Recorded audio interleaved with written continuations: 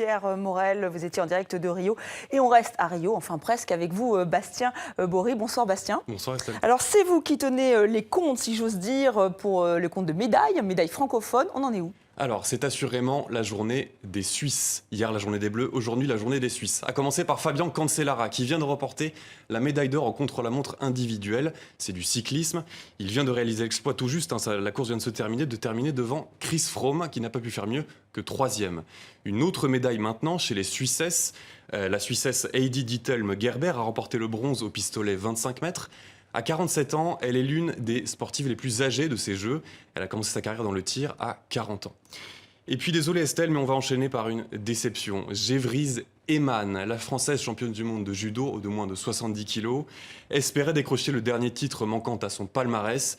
Elle vient tout juste d'être éliminée en 8e de finale par la Britannique Sally Conway. Oui, ça a surpris tout le monde, cette défaite, puisqu'elle menait quand même la Française et malheureusement, donc, elle a perdu. Alors le Canada peut compter sur ses athlètes québécois, enfin québécoises. Oui, c'est une victoire 100% québécoise. Elles s'appellent Megan Benfeito et Roselyne Filion et elles ont obtenu le bronze au plongeon 10 mètres synchronisé. Le Canada que l'on retrouve, avec les hommes cette fois-ci, au plongeon 3 mètres synchronisé, c'est dans quelques heures.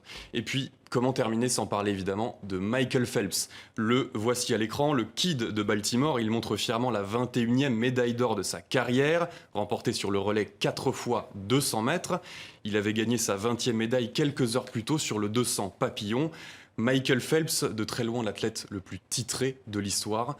Sa dauphine n'avait gagné que 9 fois l'or et c'était dans les années 60. Et c'était déjà pas mal. Donc voilà pour le côté médaille. Côté coulisses, c'est moins brillant.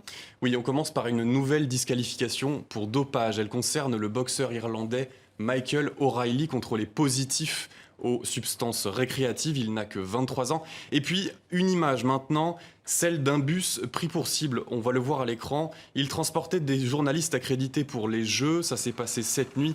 Et au moment de traverser une favela de Rio, il a été attaqué par des habitants. Il y a 2 blessés. Un des occupants du bus nous raconte ce qu'il s'est passé. On roulait sur l'autoroute et puis on a entendu un énorme bruit. Des gens nous tiraient dessus depuis l'extérieur, 2 vitres se sont brisées.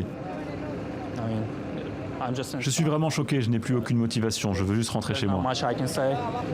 Voilà Estelle, et on termine sur une image insolite. Tenez, vous qui avez de bons yeux, vous voyez bien la différence de couleur entre ces 2 bassins. C'est frappant. Eh bien, sachez que celui de gauche est devenu vert dans la nuit, sans que personne, ni les experts, ni personne ne sache pourquoi. A priori, pas de danger pour les plongeurs dont les épreuves ont été maintenues. Merci Bastien, on se retrouve demain pour une nouvelle chronique olympique. Avec plaisir. Et pour un point encore plus complet sur ces JO, pour ne rien rater des résultats et pour en savoir plus sur les athlètes francophones en lice, allez sur tv5monde.com.